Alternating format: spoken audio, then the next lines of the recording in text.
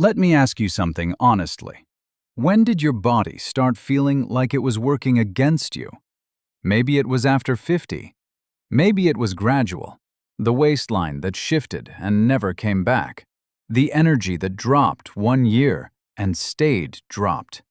The feeling that no matter what you tried, the diet, the exercise, the supplements lining your bathroom shelf, something fundamental had changed, and nobody had a real answer for why.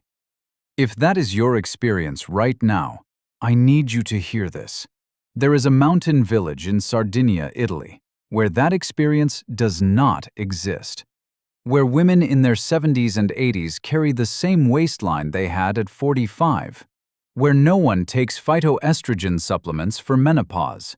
Where no one counts calories. Where no one goes to the gym.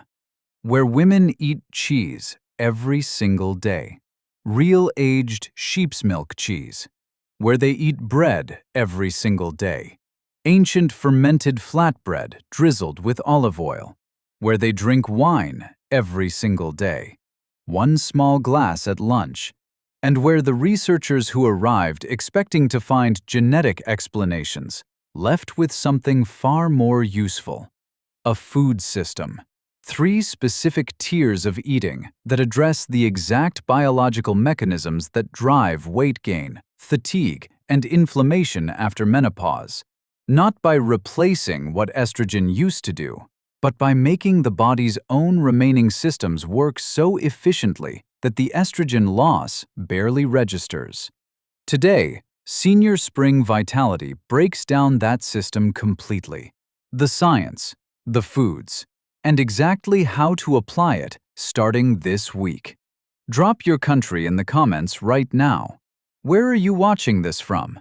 Because this community spans every continent, and this information belongs to every woman in it. Stay with us, because at minute 8, I will show you why the most popular supplement sold for exactly this problem does not just fail, it actively makes things worse. And the food that replaces it costs almost nothing and is sitting in every grocery store on Earth right now. Sardinia is an island off the western coast of Italy, and within Sardinia, there is a specific mountainous corridor, the Ogliastra and Nuoro provinces in the interior, that has attracted researchers from around the world for one simple reason. The people living there refuse to follow the normal rules of aging. This region is one of only 5 blue zones on Earth, places where people regularly live past 100 in exceptional physical and mental health. Dan Buettner of National Geographic identified it. Researchers from the University of Sassari have been studying it systematically for decades through the Akia project, named after the Sardinian toast that means, "May you live to 100." And Sardinia does something that no other blue zone on Earth does. In the rest of the world, the ratio of female to male centenarians is roughly 6 women for every 1 man. In the Ogliastra blue zone, that ratio is nearly equal. Men and women here reach 100 at almost the same rate. Something in this environment is so profoundly protective that it closes the biological longevity gap between the sexes entirely. Sardinia has 22 centenarians per 100,000 inhabitants. The world average sits between 7 and 15. And 98% of those centenarians come from the agro-pastoral world. Shepherds, farmers, people who never set foot in a gym. People who never bought a supplement. People who ate the same foods their grandparents ate, in the same rhythms, at the same times, prepared in the same ancient ways. The Melis family from Perdastefogu became world famous when an American journalist discovered that multiple sisters in the same family had lived past 100. Their secret recipe, the one the journalist called the formula for the longest-lived family in the world, was minestrone. White beans, vegetables, olive oil, fermented grain. Not a supplement protocol. Not a pharmaceutical intervention. Soup. Now, here is the specific question this video answers. How does this dietary system interact with the female body after menopause?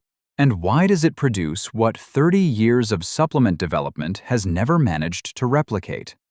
Before the foods, one truth that the wellness industry keeps getting wrong. After menopause, estrogen declines. That is biology. That is not a problem to fix. It is a transition to navigate. But here is what actually drives the changes most women experience: the abdominal weight gain, the energy shifts, the inflammation. After that transition begins.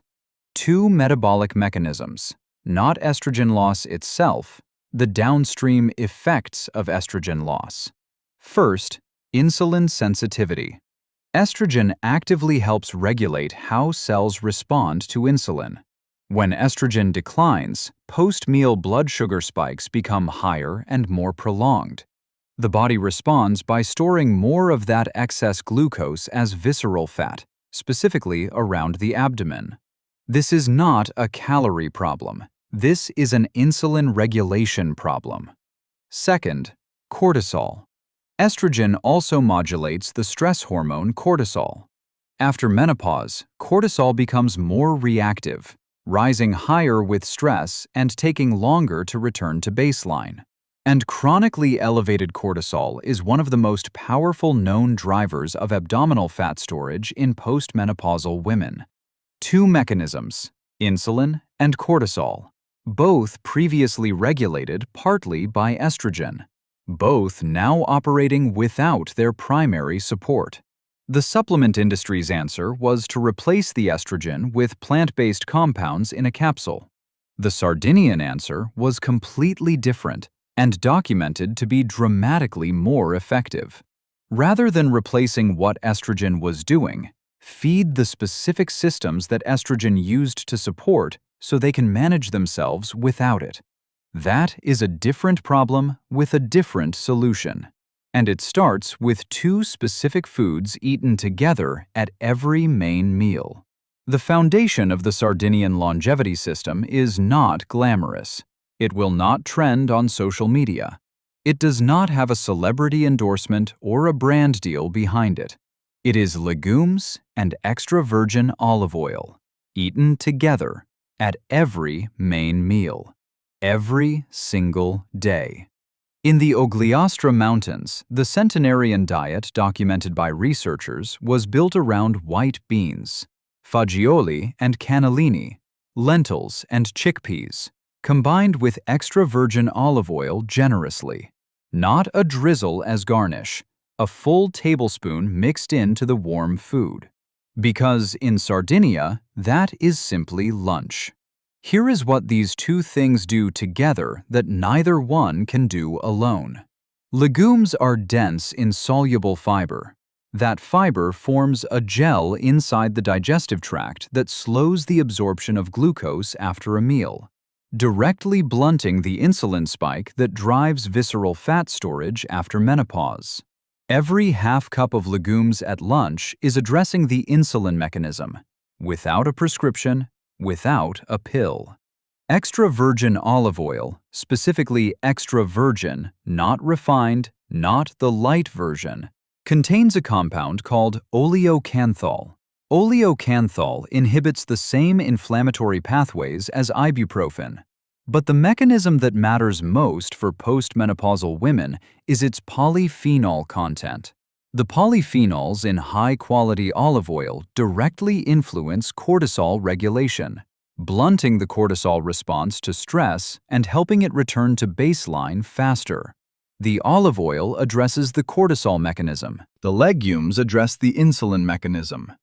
Together, they close the two primary doors through which abdominal fat accumulates after estrogen declines. Both doors, simultaneously, at every meal. Documented across years of consistent dietary practice in actual living populations producing measurably less visceral fat accumulation in postmenopausal women compared to European control groups eating a standard diet. Not across an 8-week supplement trial, across decades of life. What does this look like in practice this week?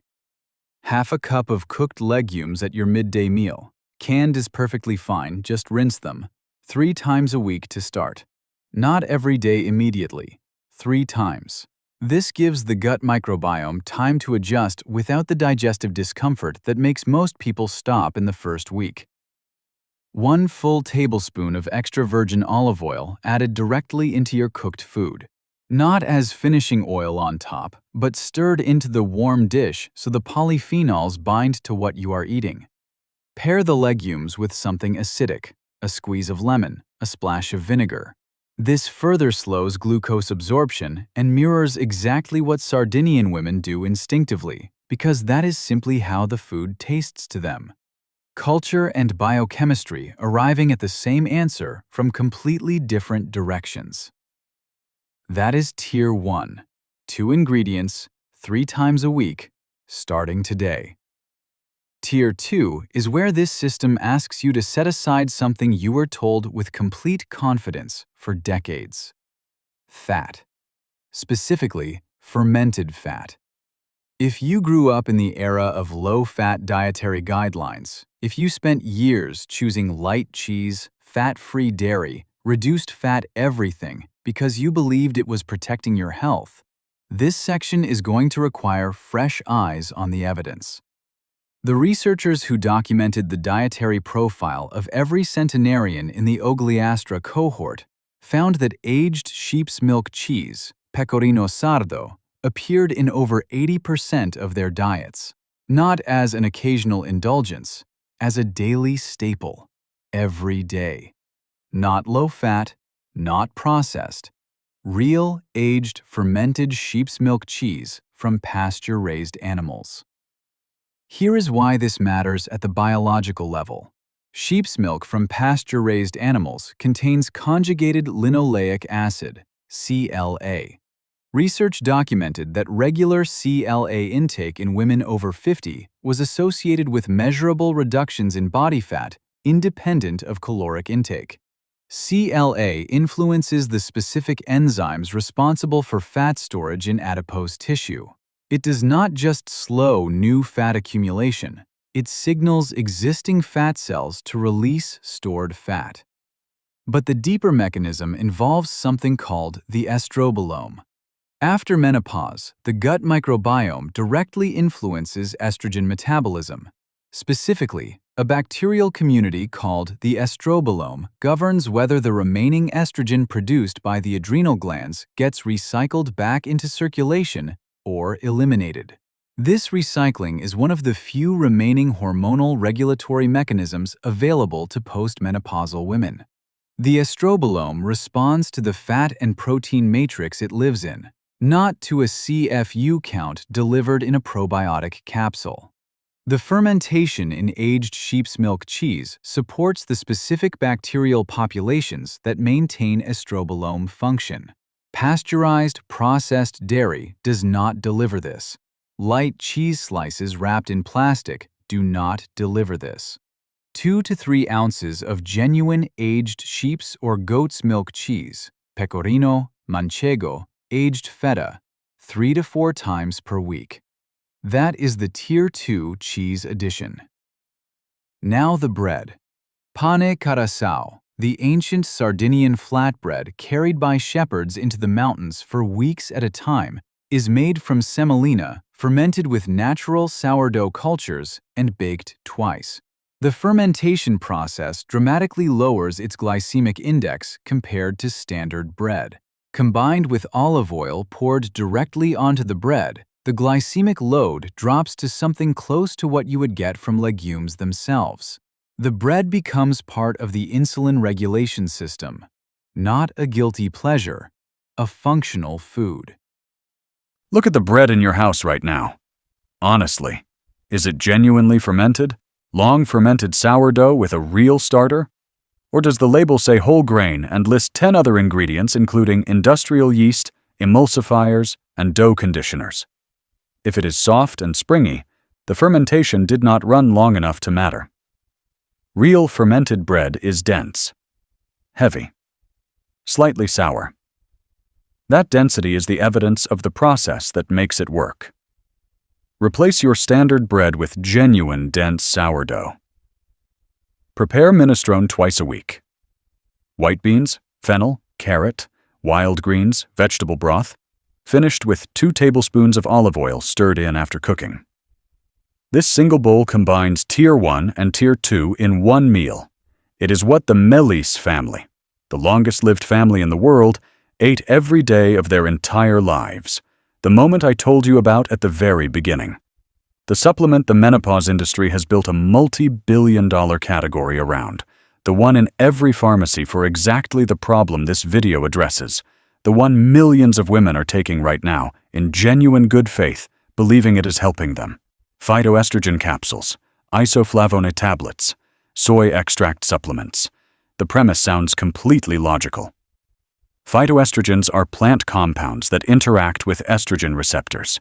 If declining estrogen is driving the problem, then supplementing with plant-based estrogen-like compounds should help manage the symptoms. Inflammation causes this That thick logic sludge built to a build $2 up, billion slowing the annual peat's market. oxygen delivery to tissues. Here is what the NIH Office of Dietary Supplements documented. 70% of the phytoestrogen supplements sold for menopause have no documented bioavailability in postmenopausal women. 70% of what is on the pharmacy shelf has never been proven to reach the tissue it is supposed to affect at the dose it is sold. But it is worse than simple ineffectiveness. High-dose isolated phytoestrogens delivered without the fiber and polyphenol matrix of whole food can upregulate estrogen receptors without providing enough stimulation to fully activate them. The body becomes more sensitive to estrogenic signals, while the signal itself is too weak to resolve the sensitivity it created. In some postmenopausal women, this actually increases estrogenic activity in abdominal fat tissue without delivering the regulatory benefit they were promised. You are amplifying a sensitivity to a signal you are not actually delivering.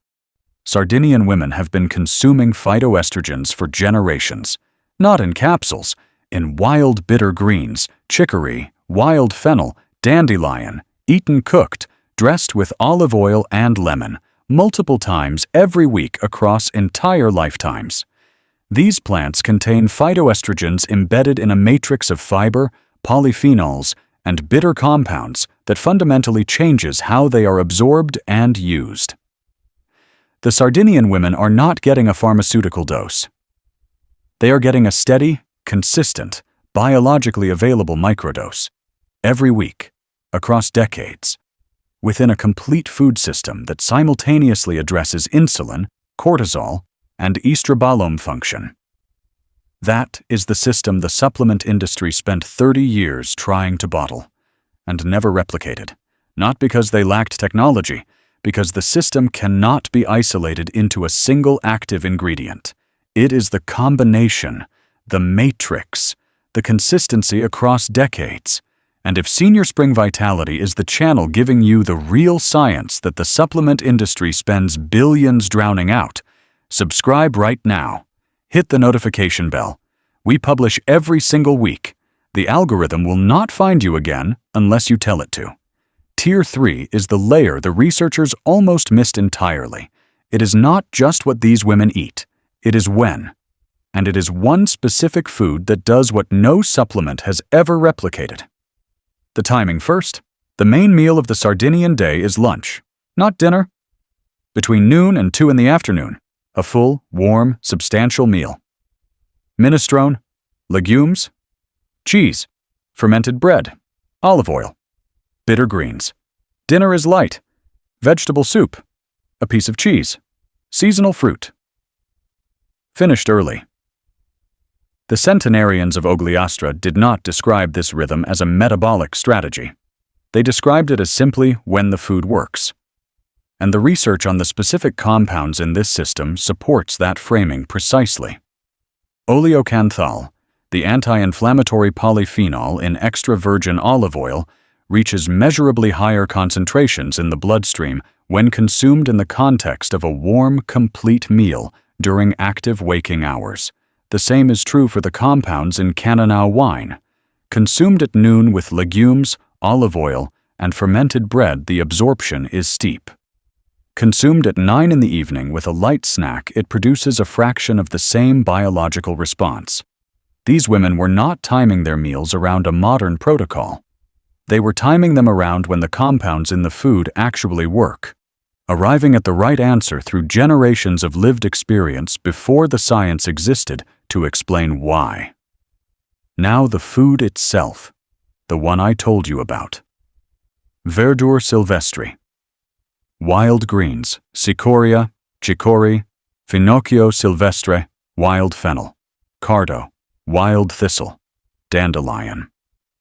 These bitter plants grow across the Sardinian hillsides and appear in the diet of virtually every centenarian documented in the region. They contain phytoestrogens embedded in a matrix of fiber, polyphenols, and bitter compounds that makes their absorption fundamentally different from any isolated supplement.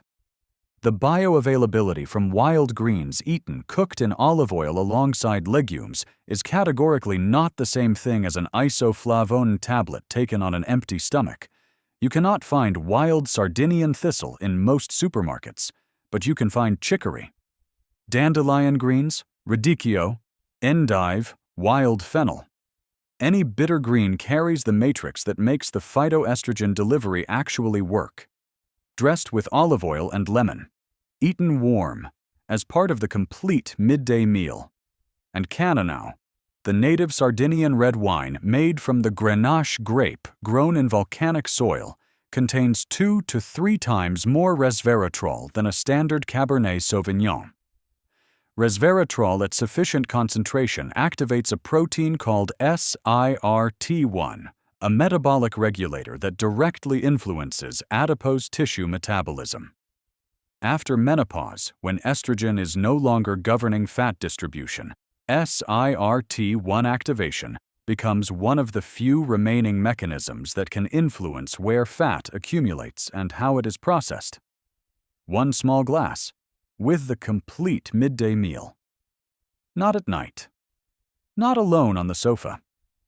The combination is the entire point. Always the combination, never the single ingredient. Here is the complete Sardinian day adapted for a modern kitchen anywhere in the world. Breakfast.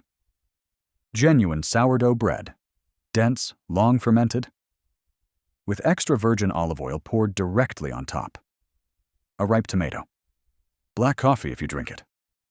Nothing sweet. Nothing processed. Nothing that spikes the morning blood sugar before the main meal arrives.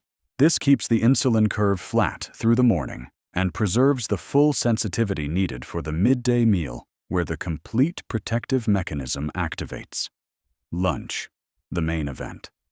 Between noon and 2 p.m., half a cup of legumes, white beans, lentils, or chickpeas, with 2 tablespoons of extra virgin olive oil stirred into the warm food, 2 to 3 ounces of aged sheep's or goat's milk cheese on the side, a slice of dense, genuine sourdough bread, bitter greens, chicory, dandelion, radicchio, dressed with olive oil and lemon. 1 small glass of quality red wine if you include alcohol in your life. Eating finished by 2 p.m. This is the meal where all 3 tiers converge at once. Insulin regulation from the legumes. Cortisol regulation from the olive oil. Estrobolome, support from the fermented cheese. Matrix-delivered phytoestrogens from the bitter greens. SIRT1 activation from the resveratrol. All working together. All absorbed at the moment of peak bioavailability. The combination is what produces the result, not any single element standing alone. Dinner? Light and early. Vegetable soup. A small piece of cheese. A piece of seasonal fruit. Nothing starchy. Nothing sweet. Nothing processed. Finished well before the evening, so the overnight fast begins early and runs long, giving the body the repair window it needs. Total kitchen time across the full day. 30 to 45 minutes. The transition mistake you must avoid. When most people hear this system, their first instinct is to add a healthy processed product to their existing diet. Frozen edamame. A soy protein bar. a Mediterranean salad kit from the supermarket. These feel like responsible, accessible steps toward the Sardinian pattern. They are not the same thing. Processed plant foods, including processed soy, deliver phytoestrogens stripped of the fiber and polyphenol matrix that makes absorption work. They also frequently contain seed oils, excess sodium, and refined carbohydrates that directly counteract the insulin regulation you are building in Tier 1. Do not add soy chips to your existing diet. Add half a cup of cannellini beans and a tablespoon of olive oil to your lunch.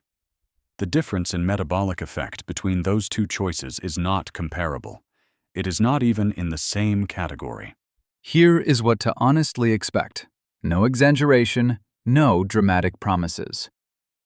In the first 3 days, more stable energy in the afternoon. The post-lunch crash that most people have accepted as normal and reach for coffee or something sweet to manage, it shrinks. The insulin regulation is beginning to work. In the first 7 days, less craving for sweets in the early evening. The blood sugar stability that legumes and olive oil create at lunch extends further into the day than most people anticipate. At 30 days, measure your waist circumference first thing in the morning, not your weight on the scale. Weight fluctuates daily based on hydration, hormones, and digestion.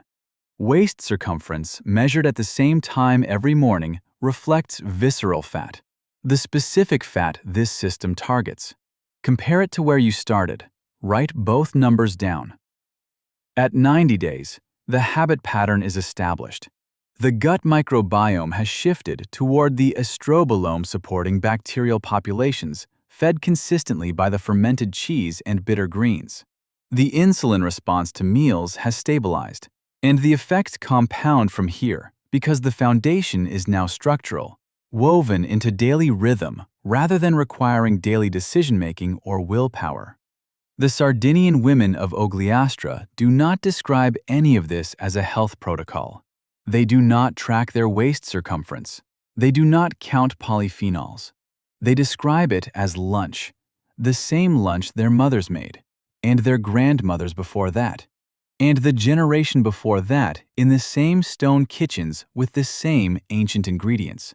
The science arrived decades later to explain what the lived experience already knew. Come back to the woman at the beginning of this video, 78 years old, climbing 200 stone steps, carrying a basket of vegetables, waistline unchanged since her 40s. No gym, no supplements, no menopause that rearranged her body the way it rearranges so many women's bodies in the modern world. She did not follow a protocol. She did not read a study. She did not take a supplement or hire a nutritionist or search for the answer that was sitting in her kitchen the entire time. She ate what her mother ate, and her grandmother before that. Legumes and olive oil at lunch, real aged cheese, dense fermented bread, bitter wild greens dressed with lemon, one small glass of dark red wine with the complete midday meal, every day for 78 years. And the researchers who came to study her expecting to find genetic explanations left with something far more useful and far more available. A system, fully documented, fully replicable, requiring no special equipment, no unusual ingredients, no financial investment beyond a bag of dried lentils and a bottle of real olive oil. The gap between where you are right now and where she is, it is not genetics. It is not geography. It is not the years already behind you or the decades of different eating that came before this moment. It is lunch. One changed lunch. Starting 3 times this week. Half a cup of beans. 1 tablespoon of real olive oil. A squeeze of lemon alongside. Open your pantry tonight. Find the beans. That is Tier 1, Day 1. That is where the woman on the stone steps started, even if she never knew she was starting anything at all. Even if for her, it was simply Tuesday. This is Senior Spring Vitality. We will see you in the next one.